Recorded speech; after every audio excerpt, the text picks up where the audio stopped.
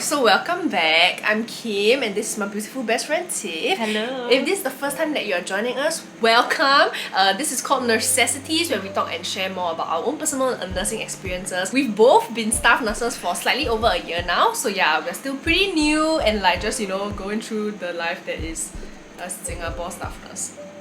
We were thinking of starting this mini-series on mental health because, as we just step into the working environment, we realized that we have a lot of things that we were not taught in school, but yet were very real issues to us. Like things like pre-shift anxieties, things like setting boundaries at work and your professional area, and also having issue with adjusting your personal habits and adjusting your personality at work, at home, and then different areas of your life.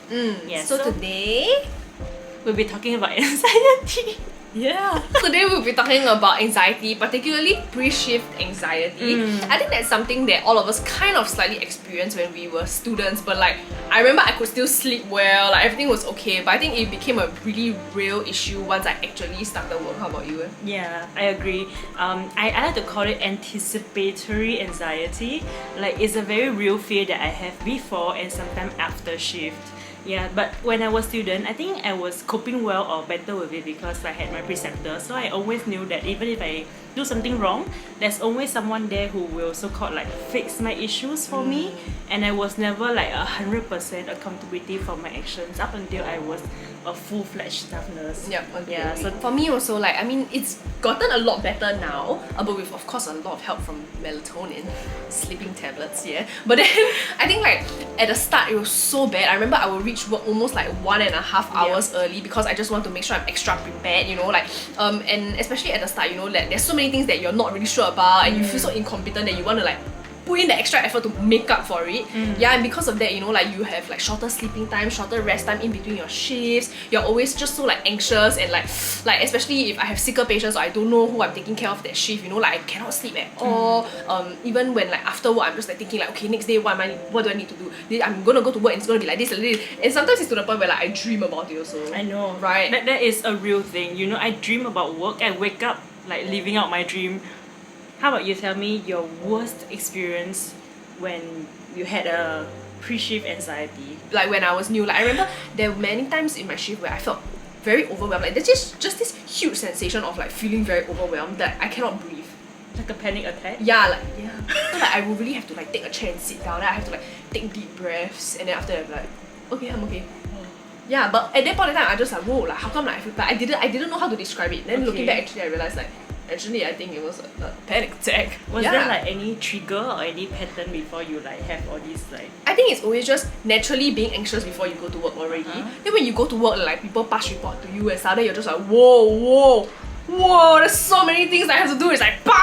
And then at the same time, like because you're new, right, there's like maybe like certain protocols, or maybe if I'm taking care of sicker patients, then I'm just like, whoa, like I don't know whether I can do this, man. Then also like like not being able to sleep, like every single like from PM to AM sometimes, every single hour of the night I will wake up. Yep.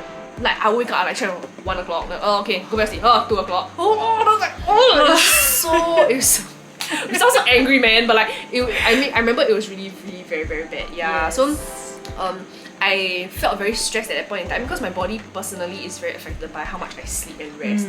Even though it was like a more mental thing, like like the pre-shift anxiety, it slowly started to add on and like manifest physically already. Then that's when I knew like, whoa, like I have to do something about it lah. Yep. For me, I think it gets the worst when I make a mistake, which happened quite frequently, sadly, when I first started out. So it can go as very small, like missing out a medication, like even though it's just a PRN medication, like Panadol, something so small, but just the fact that I missed it out and I didn't notice it on time, that gives me so much fear. And I know that, like I go into this job because I want to make an impact on someone's life, right? But when something like that happened, I really, really wish that I didn't have any impact on anyone's life, you know? Because even though at that point in time it's like, just something small like Panadol, you're just like, what if it was something like important, like a life or death thing, I just completely forgot, right? So when was the turning point for you that you cope better with this? Cope better? I think for me it wasn't like one moment where I'm just like, and then I was like, like superpower. Wow. Yeah, like yes, it's healthcare hero, but I think like it's more like gradual day-to-day steps that I intentionally had to take. Taking melatonin, like I mentioned earlier. So like last time I took these like chewy 3 mg ones. Now I'm taking like the tablet 5 mg. Upgraded. Upgraded. I also intentionally try to go to work a bit later than last time. But I think that's of course, you know, like once you start getting used to things, you catch things faster, you can afford to go to work later. So I try not to go to work so early like last time, and just taking a lot of these irrational thoughts, like telling myself like, okay, you're gonna have time to do this later. Every time you come to work so early, you do everything, that's good. But later on, do you realize actually you have some pockets of time here and there, but actually you could have done that, so you don't have to come early. So just like thinking out loud to myself, like all these kind of thoughts, like even though it sounds a bit like stupid lah, but sometimes you really have to do it. You really have to do it. Yeah, for me, I think the moment hit for me was when I realized that my colleagues have my back. Like even when some mistake happened, or when I'm totally like full-on panic attack, frozen in fear because something is happening. Like I'm looking at the patient's oxygen level dropping. I'm just like, yeah, freeze, right? Like really freeze. So times like this, when like I look around and then I see a senior colleague and she just like dashes over and she's like, okay Tiff, how can I help? You know? Yeah, or like she'll just guide me, okay, like Tiff, you do this, then I'll do this. So like when I gain experiences like that, it built up my confidence. Like, you know, like it's okay if I don't know, it's okay for me to ask. And then like it then set a new goal for me that next time I want to be a good nurse, that, you know, when I see a junior nurse being frozen, I can step in. And they always tell me that, you know, like it's okay, like when you're new, you tend to make mistake. And like even the sister, the managers, they are very kind to me when I make mistake. Like yes, I have to go through the admin processes of like raising incident reports and all that, but I don't think I've never ever felt like personally attacked. Like, you know, like the issue is with me. You know, like it's always the issue of like my lack of experience, or like it's a learning point, but they've never personally like beat me down for making mistakes. Yeah, I think that really helped to like cope with like this fear of failure. Okay, do you have any advice for like new coming in nurses on when to recognize that they're having anxiety and how can they cope?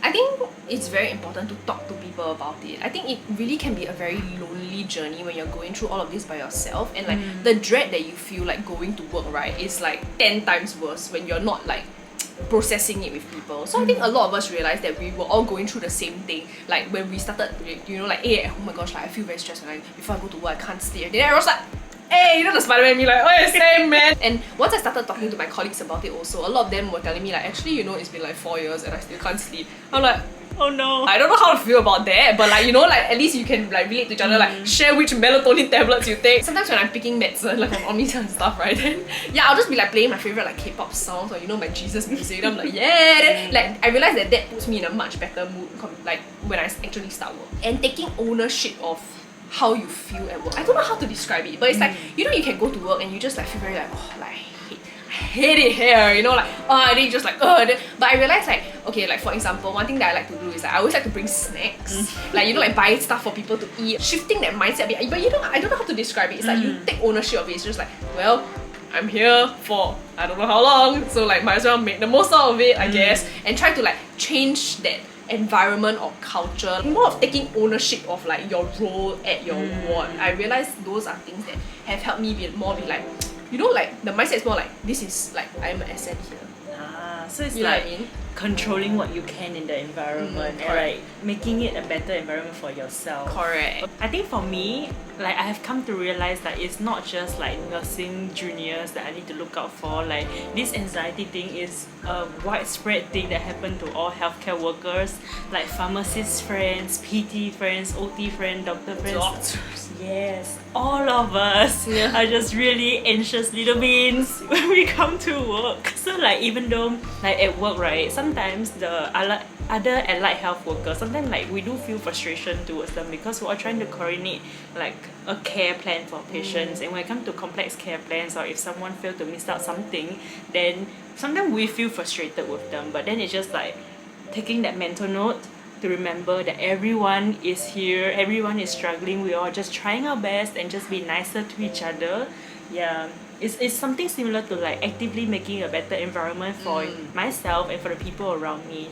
Then I think like when people pick up cues like this, they'll be nicer to you when like it's your time to like freak out or it's your time to struggle. Yeah. Then for like nursing juniors, when you're coming in, just remember that it's a very valid thing that you're facing. Like it's not a let's say a small, a trivial thing that you're facing, and all of us are facing it at the same time with you. Try to find those people at work that you feel like you can trust and talk to. I mean, be it your sisters, your preceptor, and all that kind of stuff. And then you realize that you're really like not alone in that journey. I think that has really helped. And like, to be very honest, right? Like, I think a lot of people when they join, they get even more anxious when you are still a preceptee. Like, and you feel like, especially if your preceptor is like those fierce kind, or might seem like a very fierce preceptor, then all the more it makes you very nervous because like, wow, what if I cannot answer their question, or they keep rushing me to do things, because you know like you're following their timings and stuff when you are still under probation and everything, right?